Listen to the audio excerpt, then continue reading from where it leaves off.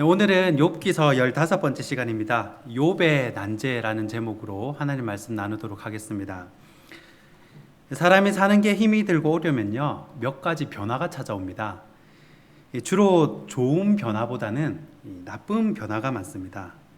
형제나 부모, 이웃에 대한 원망이 많아집니다. 실제로 이웃이 자신의 앞길을 막는 경우도 생기겠죠. 하지만 삶은 해석이 중요합니다. 이렇게 나를 모함하고 또 나를 망하게 한 사람들을 시원하게 복수해주고 또 남은 생을 또 교도소에서 보낼 수도 있지만, 이런 방법은 사단이 좋아하고 박수치는 방법입니다. 이 땅의 싸움은 혈과 육이 아닌 어둠의 세상 주관자들입니다. 에베소서 6장 12절에는 이 악의 영이라고 기록합니다. 욥에게도 이런 변화가 찾아왔습니다. 욥에게 찾아온 변화 역시 비슷합니다. 우선 자기를 위로하러 온 친구들이 너무 싫어지는 겁니다. 옛날에는 죽고 못 살던 그런 친구들이 진짜 간이라도 빼줄 정도로 그렇게 친했던 친구들인데, 결혼하고 처자식 생기고 다 자기 먹고 살기 바쁘니까 자연스럽게 관심이 덜해지더라는 겁니다. 게다가 자기 인맥의 최대치는 자기 실력의 최대치라는 말이 있습니다. 사람은 자기 이익을 쫓아가기 때문에 자신에게 별 유익이 안 되면 거리를 두게 되어 있어요. 그래서 잠언 19장 4절에도 재물은 많은 친구를 더하게 하나 가난한즉 친구가 끊어지느니라 라고 말씀합니다. 이 잠언에서 말하는 진정한 친구는 이 세상에서 찾을 수 있는 그런 친구가 아니고 바로 예수 그리스도, 우리의 중보자를 말하는 것입니다.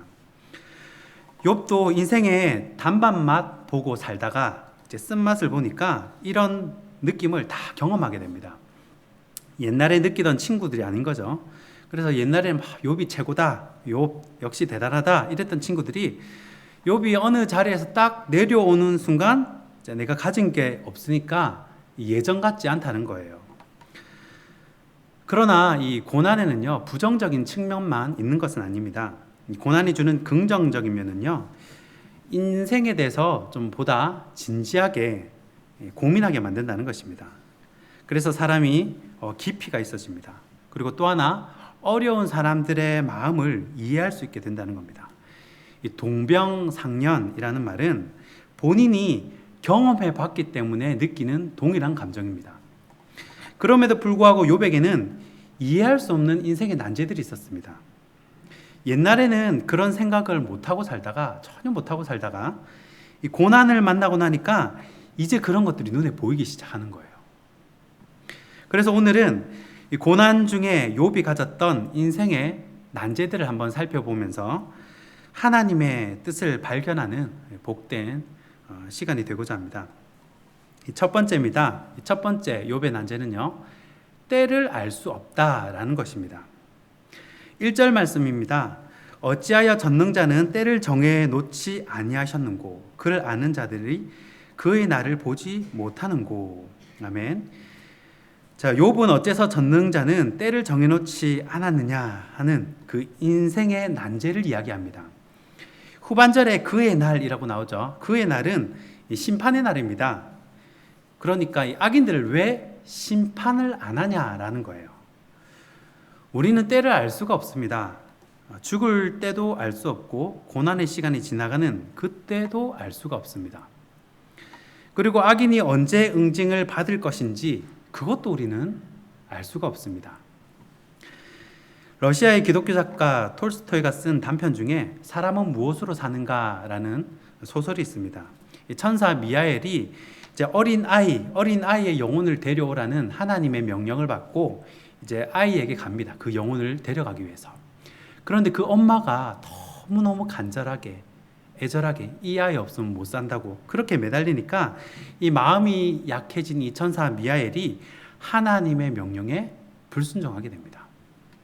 그리고 인간 세계로 추방을 당하고 하나님이 이제 세 가지 문제를 맞추게 되면 이제 복직할 수 있게 되는 그런 스토리로 이어집니다. 그 세 가지 질문 중 하나가 바로 사람에게 주어지지 않는 것은 무엇인가? 라는 겁니다. 사람에게 주어지지 않은 것은요, 때를 알 수 있는 능력이 주어지지 않았습니다. 미래를 알 수 있는 능력이 주어지지 않았다는 것입니다. 하나님께서 그렇게 우리 인간을 그렇게 창조하셨다는 것입니다. 그런데 미래를 알 수 없음에도 우리는 알고 싶어서, 알고 싶죠. 그래서 어디를 갑니까?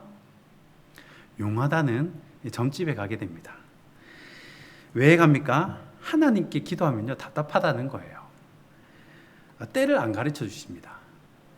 그런데 점집에 가면 어떻습니까? 속 시원하게 알려줍니다. 우리는 하나님이 보여주시는 만큼만 알 수가 있습니다. 이 신앙용어로 계시된 만큼만 알 수 있다는 것입니다. 그 이상 알려고 하는 것이 허락되지 않았다는 거예요. 특별히 욥이 궁금해했던 것은요, 악인들의 심판의 날입니다. 악한 자는 망한다, 벌 받는다, 이게 확실해져야 되는데 너희들 그렇게 마음심보를 못 댔겠으니까 결국 이렇게 되는 거야. 요 말을 하고 싶은 거잖아요. 그렇죠? 그러니까 악인들의 멸망의 날을 알아야 되는데, 확실해져야 되는데 도대체 언제 악인들이 벌을 받느냐는 거예요. 계속 잘 살게 보이는 겁니다. 평생 잘 먹고 잘 사는 것 같은 겁니다. 그런데 욥이 말하는 악인은요, 뭐 칼 들고 뭐 살인하고 그런 악인을 말하는 것이 아닙니다. 욥이 말하는 악인은요, 이 부자입니다. 부자, 가진 자, 부르주아 계급입니다. 이 가진 자들이 알고 보니까 자기 주머니만 챙긴다는 거죠. 그래서 나온 것이 바로 프롤레타리아 혁명, 뭐 사회주의가 나오게 된 것입니다. 욥도 지금 화가 나는 것이 이 잘난 척만 하는 친구들, 이 가난한 자의 것을 착취하는 부자들, 이 벌을 좀 받아야 하는데 하나님은 방관자처럼 하고 있다는 그런 느낌을 욥이 받는다는 거예요. 자, 그러면 이 두 번째 욥의 난제는 무엇인가? 바로 인간의 탐욕은 끝이 없다는 것입니다. 여러분, 제가 본문 2절부터 3절까지 한 절씩 읽으면서 한번 설명을 해보겠습니다. 여기에 해당하는 사람이 누구인지 한번 생각해 보시기 바랍니다. 자, 여기에 해당하는 사람이 누군가? 자, 2절부터입니다. 자, 어떤 사람은 땅의 경계표를 옮기며 양떼를 빼앗아 기르며, 자, 이렇게 되어 있죠. 자, 땅의 경계표를 옮긴다는 겁니다. 그리고 또 남의 양떼를 빼앗아 기릅니다. 3절입니다. 고아의 나귀를 몰아가며 과부의 소를 볼모 잡으며. 자, 고아의 나귀를 빼앗아 가는 거죠. 그리고 과부의 소를 볼모 잡습니다. 너 지난번에 돈 안 갚았지? 그러니까 네 소 가져간다. 그래 가져가는 거예요. 여러분, 소가 없으면요, 당장 우유를 못 마시고요, 일을 못 합니다. 그러니까 생계와 관련된 것을 가져가는 것입니다. 여러분, 2절과 3절의 이 내용, 힘 있는 사람이 할 수 있는 일입니까? 힘 없는 사람이 할 수 있는 일입니까? 힘 있는 사람이 여러분 땅도 뺏고 소도 뺏고 그러는 겁니다. 있는 사람이 더 가지기 위해 그런다는 거예요. 자, 또 4절부터 11절까지는 누구의 이야기인지 한번 생각해 보시기 바랍니다. 자, 4절입니다. 가난한 자를 길에서 몰아내나니 세상에서 학대받는 자가 다 스스로 숨는구나. 자, 가난한 자를 길에서 몰아냅니다. 그래서 가난한 자는요, 남의 눈을 피할 수 있는 인적이 드문 곳으로 다닙니다. 제대로 된 길로 못 다닌다는 거예요. 사람 눈 피해서 다니는 거죠. 그리고 학대받는 자가 숨는다는 거예요. 자, 6절입니다. 밭에서 남의 꼴을 베며 악인이 남겨둔 포도를 따며. 자, 밭에서 남의 꼴을 뱁니다.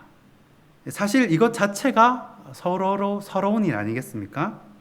누가 자기 땅에서 자기 곡식 길러서 자기 곡식 베고 싶지, 남의 밭에서 남의 꼴을 베고 싶은 사람이 누가 있겠습니까? 성경에는 이런 가난한 사람들을 위해 이 밭의 모퉁이는 베지 못하도록 법으로 정해뒀습니다. 레위기에. 왜 그렇습니까? 가난한 사람들도 같이 먹고 살자는 거예요. 그들을 위해서 배지 못하도록 하는 겁니다. 자, 그리고 악인들이 남겨둔 포도를 따먹습니다. 여러분, 그러면 악인이 안 그래도 욕심이 많은데 남겨둘 때 좋은 포도를 남겨두겠습니까? 아니면 벌레 먹은 나쁜 포도를 남겨두겠습니까? 당연히 상품 가치 없는 그런 나쁜 포도를 남겨두겠죠.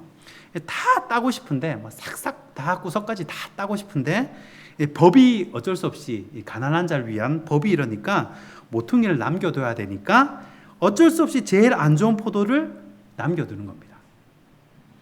그거를 이제 가난한 자들이 와서 따먹는 거예요. 그리고 7절입니다. 의복이 없어 벗은 몸으로 밤을 지내며 추워도 덮을 것이 없으며. 자, 옷이 없어서 벗은 몸으로 밤을 지낸다고 합니다. 여기서 옷은 겉옷이겠죠. 이 겉옷은 낮에는 그늘막 역할을 하고 이 밤에는 이불 역할을 하거든요. 이불 없이 자는 겁니다. 왜요? 이 겉옷까지 전당 잡히거나 빛을 못 갚아서 빼앗겼기 때문입니다. 자, 8절입니다. 산중에서 만난 소나기에 젖으며 가릴 것이 없어 바위를 안고 있느니라. 자, 비가 오면 겉옷으로 비를 막는데 겉옷이 없으니까 겉옷 빼앗겼죠. 그러니까 가릴 것이 없죠. 그러니까 바위 옆에서 비 맞고 서 있는 겁니다. 자, 이 정도면요, 이 정도 상황이면 정말 인생을 살고 싶지 않을 정도로 굉장히 서럽고 힘이 들 겁니다. 9절에 보면 어떤 사람은 고아를 어머니의 품에서 빼앗으며 가난한 자의 옷을 볼모 잡음으로. 자, 반일륜적인 행위가 나오죠. 돈을 위해서 남의 자식을 데려가는 거예요. 종으로 파는 겁니다. 그리고 겉옷, 옷까지 볼모를 잡습니다. 빨간 딱지 붙여놓고 다 가져가는 거죠. 굉장히 잔인합니다. 그리고 10절에 그들이 옷이 없어 벌거벗고 다니며 곡식 이삭을 나르나 굶주리고. 다 빼앗기니까 옷이 없죠. 또 일용직 품꾼으로 이삭을 나르고 농사를 짓는데 정작 자신이 먹을 곡식은 없다는 겁니다. 열심히 노가다해서 집을 지었는데 정작 자신이 살 집은 없다는 거예요. 비극이죠. 그리고 11절에 그 사람들의 담 사이에 기름을 짜며 목말라 하면서 술틀을 밟느니라. 이것도 마찬가지입니다. 이 담 사이에서 이 기름을 짠다는 말은 담 사이라는 것은 성을 말합니다. 담을 쌓으니까요. 그래서 성 안에서 기름을 짠다는 거예요. 기름을 열심히 짜지만 이 가난한 사람들은 이 기름 맛을 전혀 볼 수가 없습니다. 너무 비싸거든요. 이 포도주 틀을 밟지만 포도주 한 잔 마셔보지 못하는 겁니다. 목이 마르다는 거죠. 제가 신대원 들어가기 전에 약간 시간이 되어서 얼마의 시간이 돼서 요 밑에 신도시에 있는 이 덴포라라고 일식집에서 아르바이트를 한 적이 있습니다. 이 바닥가재 요리와 새우튀김을 주로 하는 집인데 코스로 쭉 나와요. 거기는 고급 일식집이라서요. 2명이 가면 최소 10년 전이죠. 최소 가격이 10만 원 이상입니다. 그러니까 보통 사람이 갈 수는 없어요. 비싸죠. 그런데 놀라운 건 이렇게 비싼 집에 상고기네 뭐 이런 데 아르바이트 하다가 이런 데 아르바이트 하니 너무 비싼 거예요. 이런 데 먹으러 오나 그러는데 놀랍게도 사람이 옵니다. 그것도 많이 옵니다. 그 2명, 3명만 돼도 20만 원, 30만 원 훌쩍 하는 그 집에 예약을 하고 와야 돼요. 더 놀라운 건요. 그 비싼 요리를 남기고 간다는 거예요. 새우튀김, 랍스터 이거를 남기고 이거 남기고 다 먹어 치우고 싶은데 먹을 수가 없잖아요. 이거 먹을 수가 없잖아요. 그렇다고 뭐 이걸 양을 많이 주는 것도 아니에요. 코스 요리라 음식을 줘도요 조금씩 고양이 눈물만큼 줍니다. 저는 도무지 이해할 수가 없었습니다. 저 비싼 요리를 왜 남기고 갈까? 이 세상을 이해할 수가 없었어요. 여러분 4절부터 11절까지 말씀은요, 가난한 자에 대한 욥의 난제예요. 욥이 직접 본 거예요. 옛날에는 못 봤어요. 욥이 옛날에 잘 살 때는 이걸 못 봤어요. 그런데 욥이 이제 떨어져 보니까, 이제 바닥에 있어 보니까 그게 눈에 보이는 겁니다. 유상계급과 무상계급의 차이, 그리고 영주와 농노, 있는 자와 없는 자 사이에 발생하는 불의를 욥이 보고 자신도 이제 경험을 하게 되는 거죠. 그래서 이제 이게 이런 것들이 불만이 쌓이다 보면 이제 폭발을 하게 되는 거죠. 이 프롤레타리아 혁명, 프랑스 혁명 이런 혁명들이 일어나게 됩니다. 다 평등하게 무상계급이 주도하는 세상을 한번 만들어보자. 그래서 혁명이 일어나게 됩니다. 그런데 이런 세상, 프롤레타리아가 꿈꾸는 세상은요, 사실 인간의 본성과 상반되는 것이라서 이루어지기가 사실 굉장히 어렵습니다. 왜냐하면 그것은 인간의 탐욕 때문에 그렇습니다. 어느 은퇴한 목사님에게 물어봤습니다. 이 수십 년 동안 목회하시면서 무엇이 제일 어려우셨습니까? 물어봤어요. 그분이 대답을 합니다. 두 가지인데 탐욕과 그리고 미운 사람을 사랑하는 것이 제일 어려웠습니다. 이 두 개를 말하더라는 거예요. 왜냐하면 이것은 인간의 본성, 죄성에 관한 것이기 때문입니다. 자, 예를 하나 들어보겠습니다. 영국 BBC에서 선정한 세계 1위의 명장이 있습니다. 이거는 역사를 통틀어입니다. 역사를 통틀어. 세계 1위의 명장 누구겠습니까? 몽골의 스푸타이라는 장군입니다. 몽골하면 이제 징기스칸이라고 생각할 수 있는데 이 징기스칸의 부하였던 이 스푸타이가 세계적인 명장 1위를 차지했습니다. 이 스푸타이는요, 형을 따라서 징기스칸을 섬기게 됐는데 이 징기스칸이 몽골을 통일하는데 굉장히 큰 공을 세웠습니다. 이 몽골을 제패한 이제 징기스칸이 이제는 옆에 나라, 중국이죠, 금나라를 칠 준비를 합니다. 그때 서쪽에는 이슬람들이 굉장히 강력한 제국을 구축하고 있었습니다. 그래서 이제 금나라를 치기 전에 일단 서쪽하고는 좀 화친을 맺자. 왜냐하면 전선을 두 개로 버리면 위험하거든요. 이 2차 대전, 일본이 진 이유도 전선을 이원했잖아요. 미국을 끌어들였잖아요.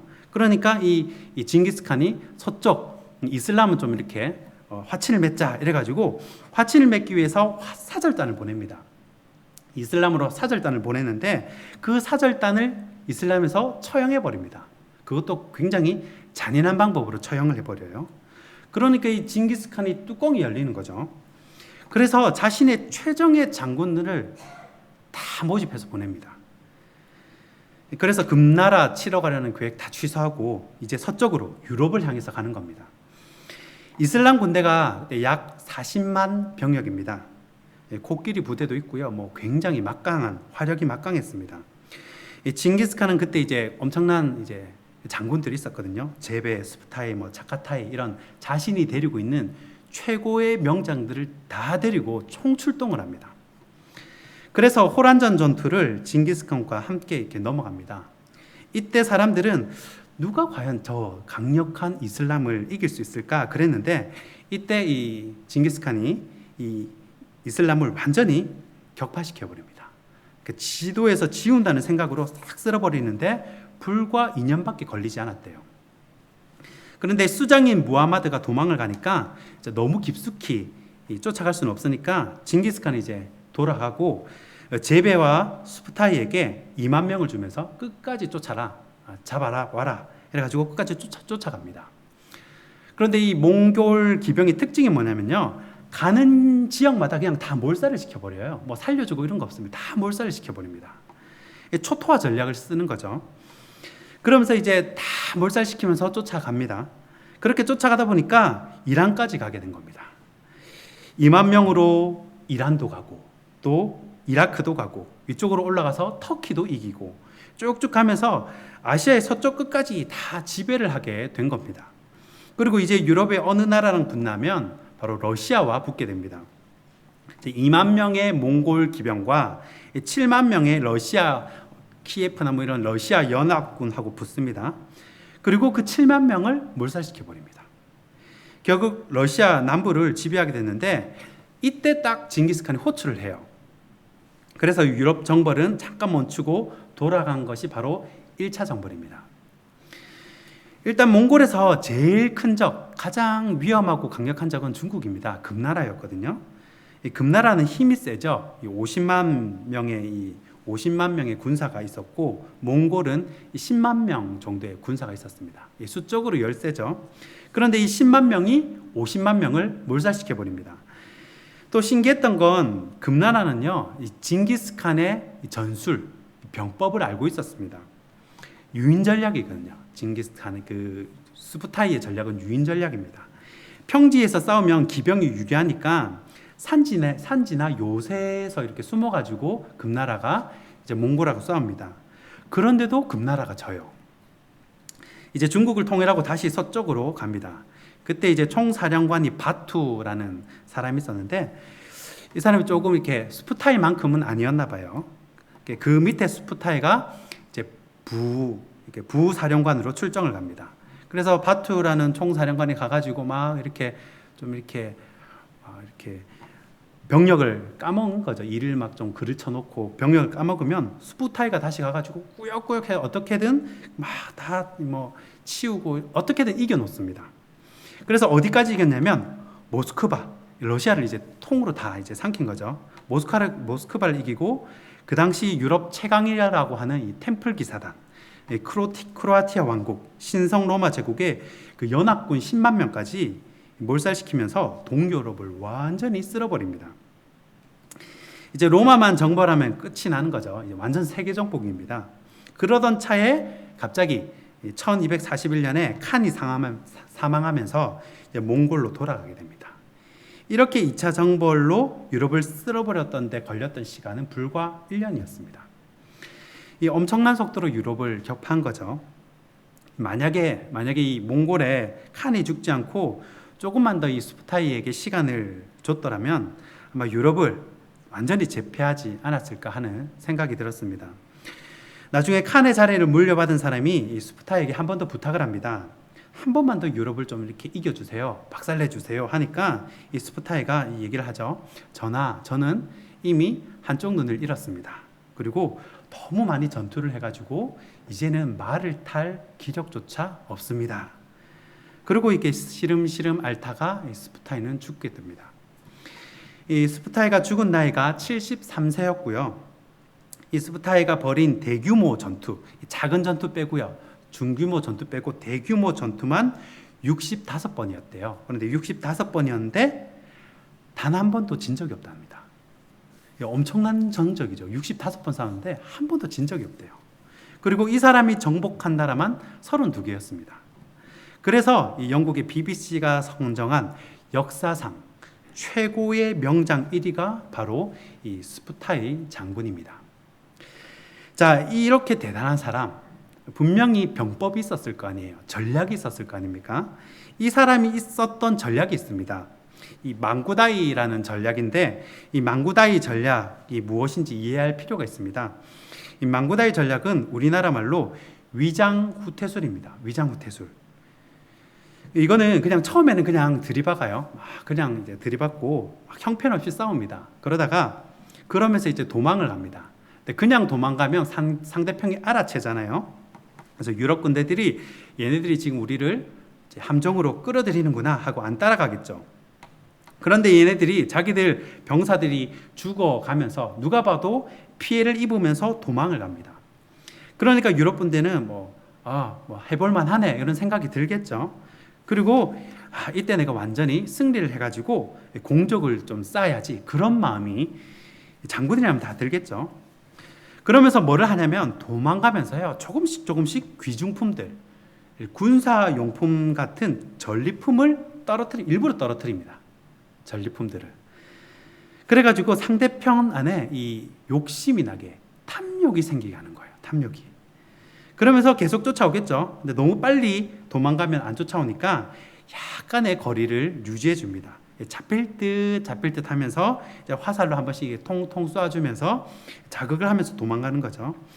그러니까 상대편 입장에서는 돌격했을 때 얻을 전리품도 많고, 야, 얘네들이 이런 걸 가지고 있네, 이런 보석을 가지고 있네, 이런 얻을 전리품도 많고, 또 잡힐 것 같고, 또 싸움도 해볼만 하니까 돌격을 합니다. 어디까지 하냐면 상대편, 그러니까 몽골이 있는 본대가 있는 곳까지 유인해내는 것이 이 망구다이 전략입니다. 그러면 이 전략을 가지고요, 수부타이가 전쟁을 하는 동안에 진짜 사골 우리듯이 이 전략을 계속 써먹었는데 똑같은 전략에 다 당하더라는 거예요. 아까 그 대규모 전투만 65번이라 그랬잖아요. 그런데 그러면 다 알 거 아니에요. 소문을 듣고. 왜 유럽 가는 나라마다 이 스프타이가 똑같은 전략을 썼는데, 유인책을 썼는데, 망구다의 전략을 썼는데 왜 또 당하고 왜 또 당하고 그렇게 다 속았을까?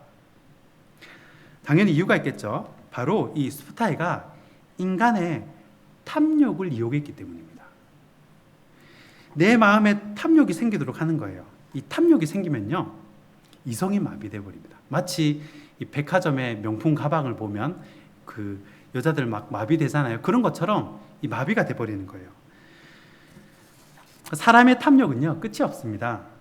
이 사울 왕도요, 왕이면 평민보다 더 많이 가질 거 아니에요. 그런데도 아말렉이 살찐 양과 소를 더 가지고 싶어 합니다. 이 아합 왕도요, 충분히 가지고 있었지만 이 나봇의 포도원을 결국은 빼앗습니다. 결국 사람은 이 탐욕을 다스리기가 쉽지 않다는 거예요. 이 사회주의, 공산주의도 보면 평등해질 수가 없는 것이 결국 있는 사람들 것을 가져다가 없는 사람과 나누겠다, 분배하겠다라는 건데, 이게 쉽지가 않습니다. 되게 지도층, 고위층에 부가 몰리게 됩니다. 왜요? 인간의 탐욕, 본성 때문에 그렇습니다. 욥이 본 일들은요, 욥이 사실은 처음에 고난 당하기 전에 부자였을 때도 다 있었던 일입니다. 그런데 그때는 욥이 그게 보이지 않았습니다. 그런데 자신이 이런 프롤레타리아 계급이 되어 보니까, 내 자식이 그런 프롤레타리아 계급으로 살아가니까 그제야 그런 것들이 눈에 보이더라는 겁니다. 그리고 하나님, 이런 불의한 일들이 많은데 왜 무관심하십니까? 도저히 이해할 수 없습니다. 라고 하는 게 2절부터 11절까지 내용입니다. 말씀을 맺습니다. 이 욥의 난제는요, 하나님이 도대체 무슨 일을 하고 계신지 모르겠다는 거예요. 오늘 본문 12절 말씀처럼 무관심하다는 겁니다. 욥이 보니까 가난한 사람들이 불의한 일을 당하고, 또 착취하는 사람들이 벌을 받지 않고, 또 벌 받을 때를 정해야 되는데 그의 날, 심판의 날이죠. 그의 날도 보지 못하겠고, 도대체 하나님이 무슨 일을 하시는지 도저히 모르겠다는 것입니다. 제가 신대원 다닐 때 신대원에 있는 서점에는 책값이 싸거든요. 보통은 30, 40% 이렇게 할인을 해줍니다. 그래서 제가 성경의 난제에 궁금해서 이 난제를 좀 해결하고 싶은 마음에 난제에 관한 책을 잔뜩 산 적이 있었습니다. 성경의 난제 이러면 다 샀어요. 여러분, 성경을 자세히 보면요, 도저히 이해가 안 가는 난제들이 많이 있습니다. 여러분, 아담이 백인이었을까요? 흑인이었을까요? 황인이었을까요? 알 수도 없고 또 답을 찾으려 해도 또 허무한 답입니다.